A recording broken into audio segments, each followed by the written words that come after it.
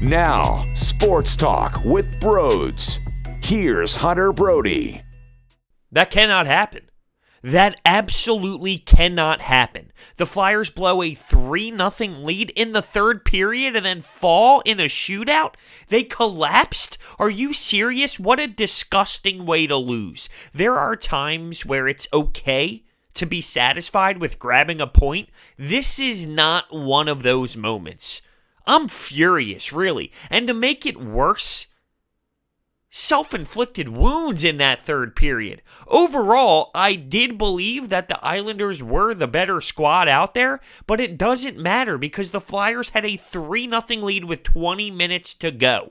Don't give me the Flyers were on the second half of a back-to-back and they look tired. I don't care. 20 minutes to go, you're up 3 goals, win the damn hockey game, grab 2 points. I'm sick. I really am sick because these are the type of losses that come back to haunt you. You grabbed a point, okay, whoop-de-doo. You lost a point. That's how I see this one. You lost a point.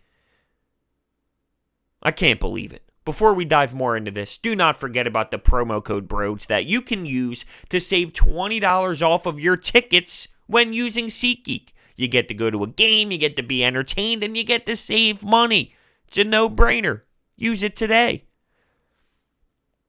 I do not care about the back-to-back. I just don't. It's not an excuse. 20 minutes to go, up 3, find a way. Get to the red line, get it deep. What you can't do, okay, is have too many men on the ice.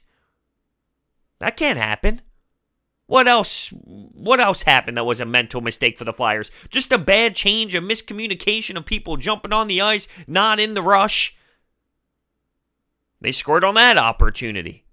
Brian Elliot, I don't think he was very strong in that third period. It was a weird night for him. He made timely saves, but at the same time, he was misplaying the puck, and he got lucky because the Islanders didn't cash in on some of those grade A scoring chances and some of those turnovers that came off of his stick.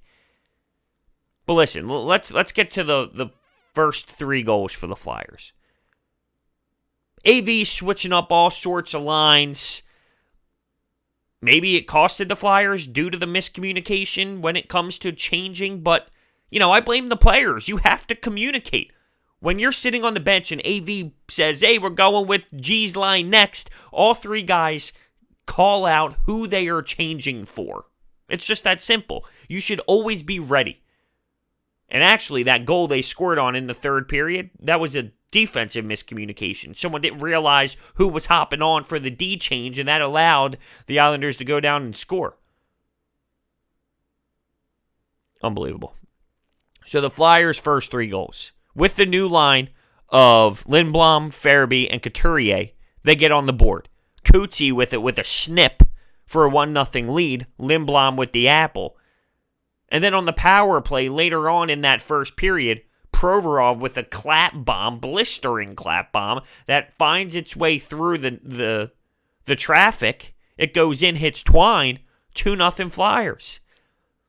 The Islanders controlled the first 10 minutes of that period, and they were definitely the more active squad, but the Flyers found a way to grab a 2-goal lead. Okay, that's fantastic. And then in the third, Lindblom comes down the left side, and he rips a biscuit. It goes right below the glove. 3-0, assisted by Farabee.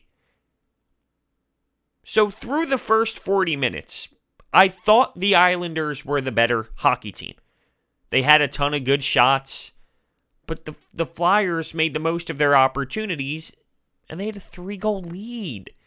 To fall apart mentally, that bothers me. The Flyers, they collapsed mentally on their own bench. Now, I will give credit to the Islanders because, one, they are so well coached, it's absurd. Their strategy and scheme is unbelievable, and they never quit. They continued to battle. They continued to stay with the game plan, even though they were down 3 goals, and they found a way, and they executed on their chances in that third period. Beauvillier executed on the first opportunity when there was a miscommunication between the defenseman and who was going to change. Barzal scores on a power play on the opportunity when the Flyers had too many men on the ice. And actually, on that power play, there were wide open nets, and Provorov is blocking shots. He's covering the puck on the blue paint, not moving. I'm surprised he didn't get some sort of penalty. Really, I'm surprised because he was covering the puck, but he wasn't, and he was pretending to play stupid. And, I didn't know I was on the puck, and then he moved it once the ref started screaming. It was inevitable to me that once the too many men call happened, that the Islanders were going to cash in. Listen, the Islanders are playing fantastic hockey right now. They are on one of the hottest stretches I have ever seen. It's like them and the Washington Capitals put on this insane point streak. And this is why. This is why the Islanders can go on these insane point streaks. Because no matter what, no matter what the game is like, they're going to battle, and they're going to fight, and they're going to work, and they're going to stick to the plan, and they're going to continue to throw pucks on net and score when they need to.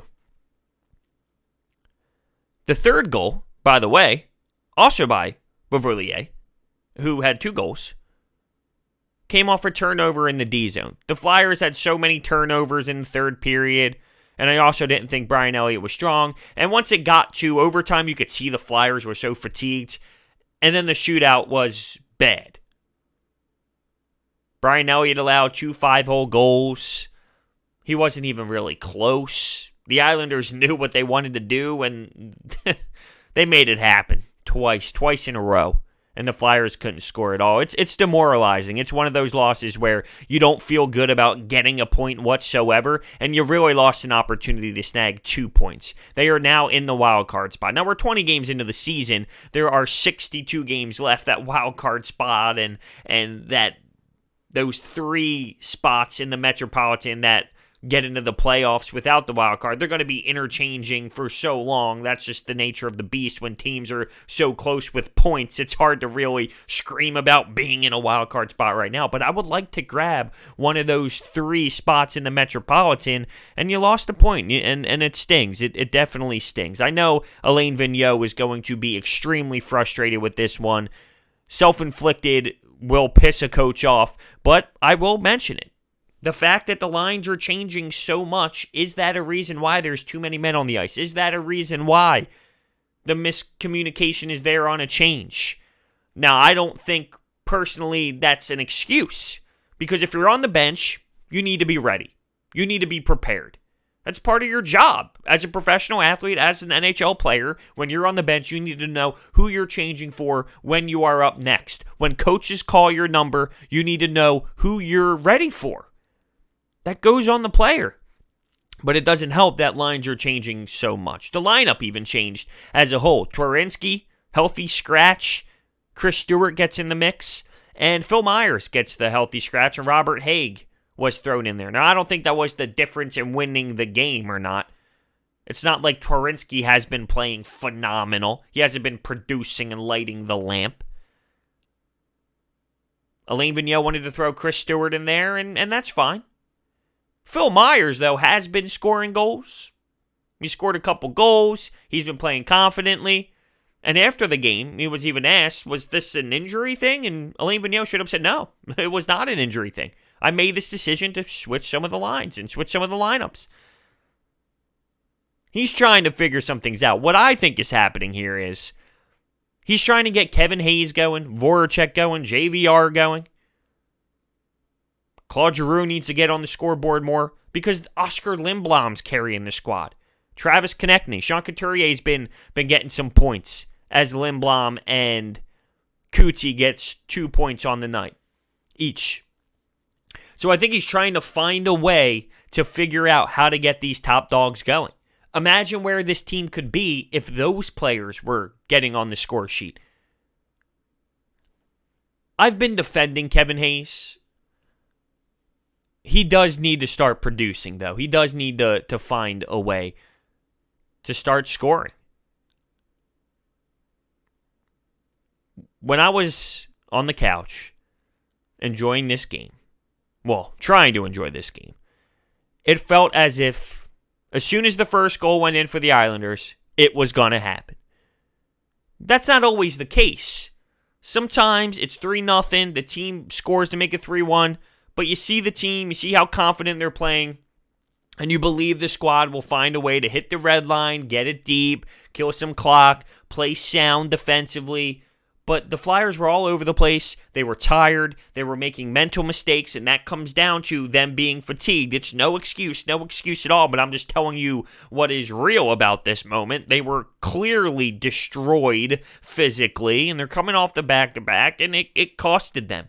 But you need to be better. You have to be mentally tough in those moments and squeak away with it. Whether it was ugly and the Flyers found a way to hold off the Islanders and win 3-2, okay, you feel differently. You're not happy, okay? You're not happy because you didn't finish strong, but you snagged 2 points, and that's the biggest thing. In this one, you leave a point on the board. It cannot happen. In 20 minutes worth of hockey, it cannot happen. This Flyers team, they have blown leads.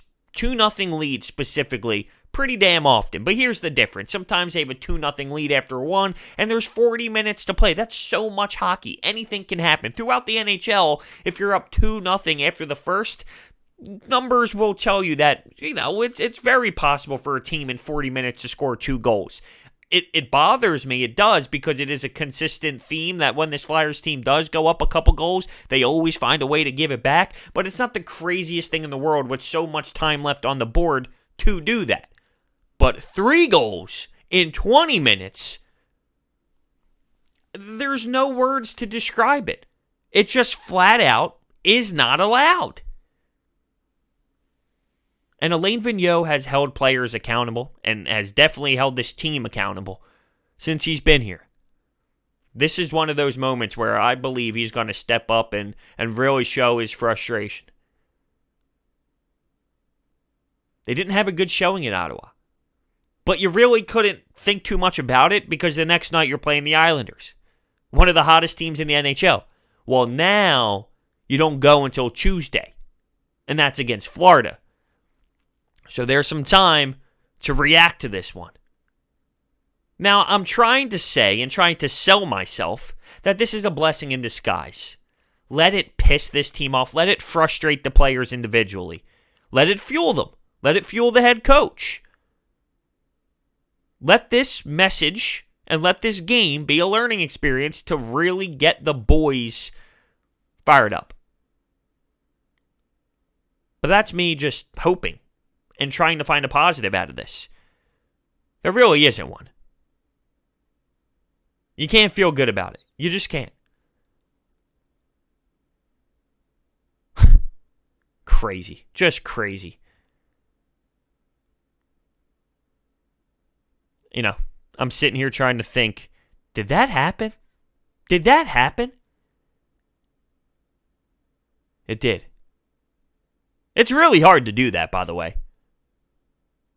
In the NHL, to come back and score 3 goals in the third, that's hard to do. No matter how good you are as a squad.